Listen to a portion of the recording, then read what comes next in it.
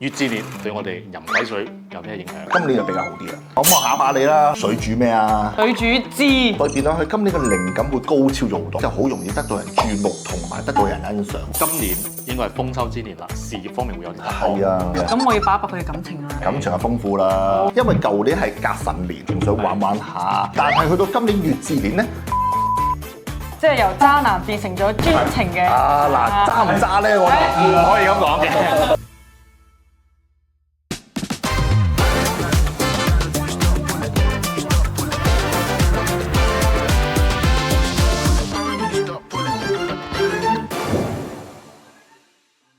嚟緊每個禮拜二，我哋會持續更新五行年運系列，總會有一集講到你，記得 follow 我哋 channel 啊！等振龍師傅幫大家射滅趨吉避凶。歡迎嚟到我哋嘅頻道啊，師傅，今次終於唔係我嘅朋友啦，你個朋友唔喺度，水命人啊嘛。咁我哋講到水命人，其實我係好有感受。我覺得過去嗰幾年真係我個情緒好多嘢，好多閒思雜慮，而且外邊個人際關係都好亂。我就好想問係咪我哋水命人喺過去幾年真係唔係幾掂？咁都要咁分嘅，都係睇翻新旺同埋新弱嘅。咁我如果過去嗰幾年咧，2022、2023咧都係水年份啦，水命人會更加多水嘅情況之下咧，會有啲煩惱，同埋有啲壓力同埋挑戰咯。所以感情上有，同埋事業上有好多都好多煩惱同埋波動啊，波動啊，太多水啊嘛。閒思雜慮太多。咁我考下你啦，嗱，木主人啦，火主禮啦，金主義啦，土主巽啦，水煮咩啊？水煮枝，水煮魚啊，係啦，所以水煮字啊，咁啊過去嗰幾年咧嘅心情嗰方面咧都比較煩惱啦，同埋波動啊，今年就比較好啲啦。咁過去嗰啲都講啦。今年有運行。今年有運行，同埋個發展同埋發揮會更加好，同埋會容易得心應手咁嘅情況添啊！正喎，師傅，我哋就趁熱打鐵，我哋講下乙巳年對我哋飲鬼水有咩影響？好啊，好啊，好啊！咁啊要教一教觀眾點樣睇翻自己嘅日元先喎。我哋就可以用呢個先知命局呢個 APP 啦，將自己年月日時咧入翻落去，你個日字下低嗰個咧天干個字咧就係你個日元啦。我先講壬水啦，咁壬水屬於陽水，屬於江河之水同埋大海嘅水啊，所以變咗有種滔滔不絕。因為今年係乙巳年啊嘛，水生木，一陽水會生陰木，嗰個表現發揮呢啲話咧個才華，因為乙木係藝術感同埋藝術細胞啊嘛，同埋人際關係啊嘛，所以今年嘅人際關係同埋藝術嗰方面咧都會多咗好多發揮同埋開創力嘅。咁嗰個火咧？個火啊，地支嘅火咧係個靈感啊嘛。所以變咗佢今年嘅靈感會高超咗好多本身壬水係已經係智慧嘅咯喎所以如果壬水嘅智慧加上個靈感同埋呢個乙木呢個發揮個表現上咧，所以變咗今年容易有一種得心應手嘅情況。哇，咁好好喎！你係咪啊？我唔係，我要講到癸水啊嘛。癸水啦，癸水係屬於陰水，係啲細水同埋小嘅水，或者甚至乎啲露珠咁咯。當然係癸水本身個人咧係多愁善感同埋多幻想啊，所以變到咧癸水嘅人咧好多思考同埋好多想像力嘅。思考就係諗得多，內耗。係內耗，當然係癸水個想像力好豐富。如果再加上今年個乙木裏邊個發揮同埋表現個食神裏邊咧，都會有所幫助。今年從事藝術領域嘅癸水人可能會得到一個比較好嘅發揮。係啊，所以變咗乙木咧食神啦，嗰個加上地支個智火對邊咧水克火係正財，所以變咗藝術感會強好多。係咯。因為之前咧我好多想法，有啲不切實際，甚至乎咧都落唔到地。但今年咧我反而實現咗。咁我哋再分細啲啦，睇下佢係身旺定身弱啦。好啊，我哋先講個壬水身弱命係有啲咩特性先啦。雖然佢有個領導力，但係咧佢係可以做好多工作，同埋係佢同時間處理好多事情。因為始終佢嘅水比較少，同埋係金比較少。金係主行動力㗎嘛，所以變咗佢冇金嘅情況之下咧，佢會比較上少行動力同埋果斷啊，有種拖延嘅性質嘅。即係懶散。係啊。即係個腦諗咗好多，但係冇咩行動都冇。係啊，弱命壬水佢會花費啊，錢嗰方面咧都會容易會開支大嘅情況咯。即係屬於身弱不擔財。係啊，所以變得咧要節制下用錢嘅方式㗎啦。咁乙巳年會對佢有咩新嘅影響啊？嗱，所以乙巳年咧，今年咧會係泄耗佢嘅年份。係其實嚟講比較差啲添。因為本身佢個新我黑我嘅朋友多咗啦嘛，所以今年咧係月至年嚇，月咧係佢嘅食神，所以變咧佢會有種係福祿同埋係飲食嗰方面嘅支出比較大咗。因為壬水人咧個朋友比較多，咁啊所以變咗月木係個交際應酬啊嘛，娛樂啊嘛，朋友啊嘛，食神多咗，即係飲食多咗啦，咁啊開支使費又多咗。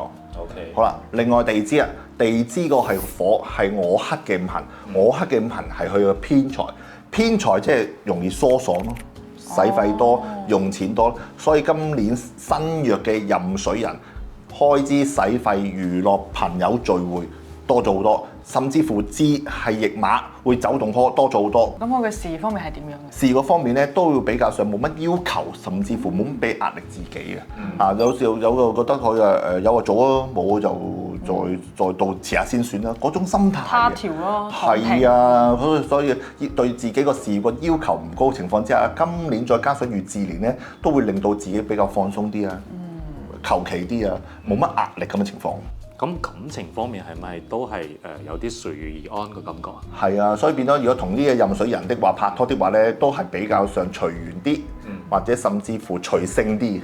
咁啊，你想俾壓力佢的話咧，佢又唔想願太大壓力啊，即係你諗住同佢穩定啊，或者甚至乎係諗住會有啲結果的話咧，佢可能有種拖延嘅性質嘅。哦，咁就唔理佢啦，使佢啲錢先啦。咁啊，佢今年都會開支大嘅，使費大嘅，咁啊都用住先啦。係用住先啦。咁師傅對於我哋呢個新約嘅壬水有咩建議啊？我建議咧新約嘅壬水人的話咧，會自信心咧要加強翻多啲，同埋係俾自己壓力多啲。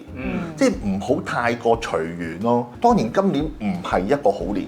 但係咧都可以有進取多啲，同埋進修多啲，同埋俾自己多啲壓力，令到自己嘅事嗰方面咧可以由今年開始起步，下年嘅時候咧就比較更加之好，甚至乎機會會多啲添嘅。好，咁我之前聽師傅話齋啦，即係運仔唔好個年份做積蓄自己，係啱，多啲學習。係我等嗰個運好嘅時候，我哋先乘上去。係啊。OK，咁我哋講完新約啦，我哋講下新強嘅壬水今年嘅運勢點啊？新強壬水的話咧，其實有個好處嘅，因為佢係水主智，佢嘅聰明同埋靈活都比較高啲。因為壬水會有個高智慧嘅情況，即係去到好多嘢諗，佢好多想法會輸出，同埋好多建議 idea 會出咗嚟嘅。咁新強的話咧，佢自信好強嘅喎，所以變得咧佢會好多意見啊、創作啊，同埋靈感高超嘅一個命格。所以變得咧佢又有金喎。咁有金嘅情況之下咧，佢咪有個行動力，佢會將啲想法用行動去實踐。即係佢努力有收穫嘅。會有收穫嘅。今年咧月至年咧係我克嘅五行，即係呢個食啊同埋偏財，自火係個偏財啊嘛，會有個成果同埋結果會出現出嚟嘅。即係比新月好好多啦。比新月好好多，因為始終佢個水好多啦。但係佢個水的話多的話咧，水會克火啊嘛。第二支嘅陽火咧，佢都會強嘅，咁啊會將個水會少少削弱咗，會平衡翻水同火嘅五行問題。亦即係講其實今年應該係豐收之年啦，事業方面會有啲突破。係啊。OK。哇！咁事業咁正啦，咁會唔會今年感情都係一樣啊？感情都會豐富嘅，因為水主情啊嘛。咁啊，對於男命嚟講咧，係我克嘅五行係財啊嘛，異性緣比較多啲啦。如果有拍拖嘅人士咧，我建議男命的話咧就要小心啲啦。師傅嘅小心係咪因為太多選擇？係啊，要謹慎。因為想壬水人會人朋友多啦，新強會更加多朋友。即係你諗下，喂，壬水嘅係水喎，咁已經係大海嘅水喎，咁啊新強更加多水喎。你諗下嗱，佢好多河流啲細水，好多河流細水匯集中間個大河大海，咁啊即是佢好容易聚埋一班朋友，一大班一齊會娛樂嘅性質嘅。所以今年應該月至年，月又有娛樂性質啦，使費啦、開支啦、朋友啦，所以好容易有異性緣嘅。咁我想知有啲咩建議俾到佢哋咧？注意啦，咁啊好啦，如果新旺嘅壬水人咧，喺工作上咧真係可以加把勁同埋進取多啲嘅。因為上新旺啦，有啲金嘅情況之下有行動力，將呢個行動力同埋想法咧，切切實實咧係落地，成為一個成果同埋一個結果。咁令到你個事業裏邊咧更加多人賞識，同埋更加多機會。即係以前係一個打工仔嘅心態，而家咧我哋變成一個領導嘅心態、事業嘅心態。係啊，所以變得咧，如果喺今年嚟講咧，多啲發揮同埋表現的話咧，佢會更加啲會有種事半功倍。努力賺錢。咁我哋講完淫水啦，咁講下我哋好期待嘅貴水貴水啦啦，好期待貴水啦等好耐。啊，我哋先講新藥嘅貴水先啦。嗱，新藥個貴水咧就比較上會失色啲嘅。 OK，因為本身佢已經係一個小嘅水，一滴嘅水，或者甚至乎係一啲細杯嘅水，咁啊，所以佢新藥又冇金又少水嘅情況之下咧，佢會容易擔心、驚受怕，同埋係會好多都唔敢做咁嘅即係情況。畏手畏腳。畏首畏尾啊，咪畏手有腳啊，係啊，所以變得咧今年咧，我加上今年係乙巳年啦，嚇咁啊由我生嘅五行同埋我克嘅五行，所以變得佢會再怕多啲，同埋係嗰個緊張程度再高啲。因為個杯水已經咁少啦，你啲火仲會加啲，係啊咁啊就已經乾柴係啦。OK，係啊，你諗下，如果今年乙巳年，咁啊月係木咯喎，咁你咁少水再去生木嘅時候咧，咁佢咪付出更加多，咁啊佢就會更加之吃力。咁啊，再遇上個巳火，巳火係陽火，咁啊已經係燒光咗佢咯。所以佢個焦慮同埋壓力會更加之大。咁啊，所以變咗今年新約嘅癸水人的話咧，喺事業上啊，甚至乎喺嗰個感情上咧，都會容易有煩惱。哦，咁感情上面嘅煩惱係具體指乜嘢啊？感情嘅煩惱就係話另一半係對佢自己好唔好啊，甚至乎係可能想分手啊，甚至乎係感情上冇着落的話咧，咁啊煩有冇今年有感情嘅機會咯？哦，咁有啲慘喎。癸水佢本身係多愁善感同埋好多嘢諗嘅一個命格，再加上佢陽命，佢更加之會有種自尋煩惱。師傅講咗感情啦，頭先我哋好似冇講咗事業方面會具體表現啲咩喎？事業嗰方面咧，因為小恩付出多回報少，新藥就係話令到佢個癸水水少啦，加上今年係乙巳年，咁啊亦都係我支出同埋付出好多，個工作量已經好多啦，但係你本身係癸水得少少，仲要好支出去俾多木同埋火，咁啊對自己嘅蝕耗好大。就係有啲力不從心。係啊，個蝕好大嘅情況之下咧，我更加做得唔好啦，做得唔開心啦，甚至乎有啲想轉工嘅跡象添。即係有啲似師傅講嗰種事倍功半。係事倍功半，甚至乎個火咁陽火，個陽火會生旺個土，個土要克翻佢自己五行，即係官殺啦，所以變咗佢嘅事業咧係會焦同埋做得唔開心。咁我哋新約嘅朋友今年已經咁問滯啦，咁師傅有咩心態上嘅建議俾我哋？啊，所以變咗今年咧癸水人咧唔好太多愁善感嘅想法先，平常心平平穩穩過到呢一年。做好準備，積極裝備自己，咁啊過渡呢一年咧，其實嚟講咧，反而會係一個得着。咁講完新藥啦，你係新強，我記得，我新強㗎，所以終於到你啦。新強係啊，癸水新強咧就會比較好啲啦，因為癸水咧因為好多想法嘅，係咁好多想法咧，再好多水嚟講咧，水主智啊嘛，所以變得咧個想法會更加多同埋更加豐富。而加上咧新強的話有金嘅情況之下咧，個想法咧都有種行動力同埋係個推動力。新強癸水命格嘅人咧，將好多想法會擺喺其他人嘅身上嘅性質嘅。即係以前係想得多，而家係想得多將想法落地。係，但係你嘅落地係落到喺人哋身上。係啊，所以變咗成日都我諗到咁做，將個做法咧同你講擺落人嘅身上，你應該咁做，你應該去點做，去點樣去發揮同目標，其實都好嘅。因為小恩今年乙巳年咧，乙係一種美感啊嘛，係好多水去生個木，木係佢嘅下屬。係佢嘅下屬，或者甚至乎係合作伙伴咁咯。好多想法擺落個木嘅美感的話咧，佢想係完美啲，同埋做得更加靚。所以佢將個推動力同埋行動力擺喺其他人身上，同埋擺喺同事身上咁嘅性質，其實係一件好事嚟嘅。即係高標準嚴要求我哋咯。係啊，佢其實要求高嘅，想法多嘅，想法豐富嘅，仲有加上係地支嘅字火。地支嘅字火就係我落到地。佢地支嘅子火係個正財啊嘛，正財係一種踏實同埋一個結果同埋一個成果，所以今年咧係新強嘅癸水人的話咧，佢會將佢個成果擺落個原部，而推到喺其他人身上，而成為一個正財個結果。所以變咗你諗下，好強嘅水，即係佢癸水啊，啲水冚落去嘅字火度，個字火咧好似色咁樣，一炸一聲，啲炸一聲嗰啲煙咧升上嚟。咁咧就好容易得到人注目同埋得到人欣賞。哇！呢個比喻一流啊，師傅係哇！你笑到個嘴都已經好似合唔埋咁咁成喎。師傅貴言啦，都希望我哋新強嘅癸水可以有呢個事業發圍啦。係啊。咁我要把握佢嘅感情啦。啊？感情就豐富啦。哦不過咁都好嘅，因為事關咧，佢會將佢自己嘅想法同埋係愛嘅人或者中意嘅人咧，去伸落個月目度嘅嚇。因為雖然佢個好感性同埋好豐富嘅人，但係咧去到今時今日咧，去到食神裏邊咧係好過傷官嘅，因為舊年係甲辰年，甲辰咧個甲咧係癸水人嘅傷官。佢其實呢個想法係可能唔穩定啊，仲想玩玩下，仲係有啲飄忽啊咁嘅。但係去到今年乙巳年咧，個食神咧有種專一喎。哦，即係由渣男變成咗專情嘅。嗱，渣唔渣咧？我就唔可以咁講嘅，可能俾人揸而家到係少所以咗。今年咧有種專一咗，同埋係想穩定落嚟，因為巳咧都係一個正財，正財係佢個踏實嘅情況。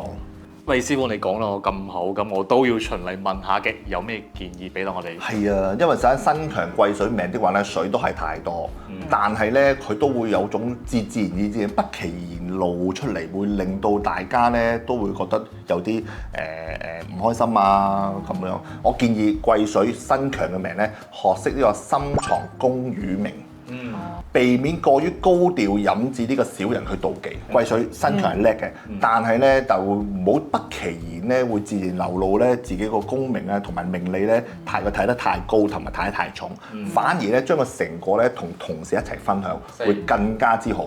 所以變咗同同事分享咧，同事咧會擁戴啲身旺嘅癸水，始終。身旺癸水係多啲朋友同埋多啲幫手，係會令到個助力更加之大。OK。我明啦，即係將你啲獎金分啲俾我哋。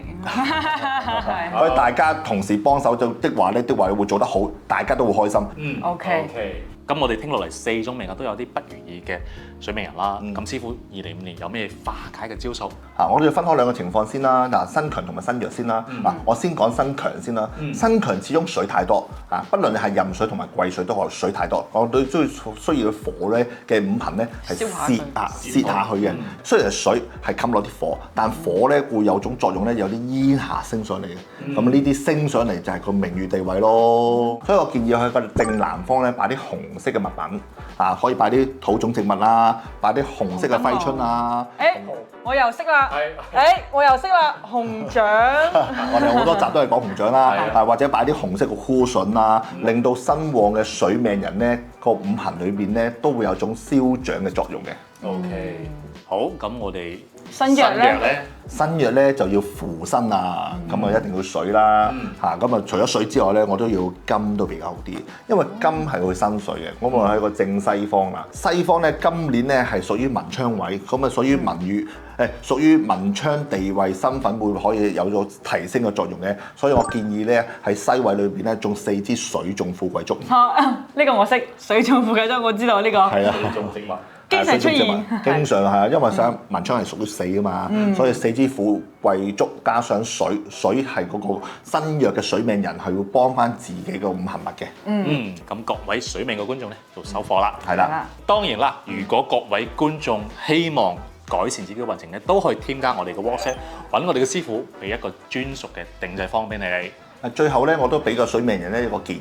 過去嗰幾年咧，水同木嘅五行咧，會令到大家咧都會有種嗜好同埋個機會咧，裏邊咧都係會走失咗嘅。今年乙巳年咧，機會嚟啦！我建議身旺嘅命格裏邊咧，壬水又好，癸水又好，身旺咧比較就爭取多啲機會同埋爭取多啲表現，會令到大家呢個創作力啊，甚至乎個發揮裏邊咧，更加會有個成果，同埋會自己個身份地位都會提升咗嘅。身弱嘅唔好太擔心。